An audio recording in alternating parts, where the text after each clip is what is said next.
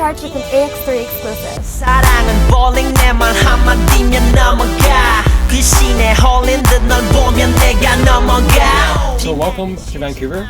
Thank you. Being a Canadian yourself, do you come to Vancouver very often? I try to make it out at least, once or twice a year. I love the West Coast. It's quite different from Toronto and Calgary where I'm from, so I do love Vancouver. Since you live in Toronto now, how does that contrast with living back in home in Calgary? A lot different. There's a huge scene out there, just nightlife, just a lot of people, a lot more things to do, festivals, everything. It's just a really high energy city, which I love. Awesome. So like most import models, you were scouted at a local car show. On your blog, it said that you were asked to come back as a model. How was your first gig and were you very nervous? No, it was actually so much fun. I didn't really know what to expect, but I mean, just the amount of people that you meet and everyone's so nice, and it was a lot of fun actually, and I'm still having fun doing it.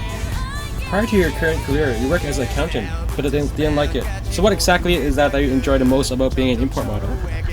Well, I mean, I've gotten to travel. I've met a lot of cool people. We've actually, made really good friends with a lot of people, and they're just becoming your closest friends. So it's really fun. You've been modeling for 6 years now and have collaborated with other famous models. Aside from models, is there any one famous celebrities that you would like to work with?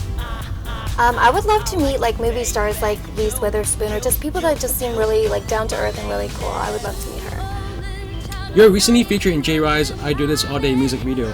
Although it's not your first music video with him, how does it feel like to be on set filming?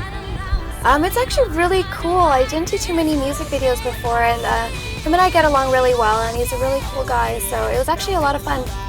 Last year, you became a spokesperson for MMA Canada. How does that opportunity come about? Are you still involved with them? I still am involved with them. It was actually, people I met through shows, through friends and everything, and they asked me if I wanted to do that, and it was something pretty different for me. It was, TV, and that was scary at first, but I've got to meet a lot of MMA fighters, got to go to a lot of shows and fights, so I mean, that's been really different and really fun. So, speaking of all the MMA fighters that you've met, who's your favorite?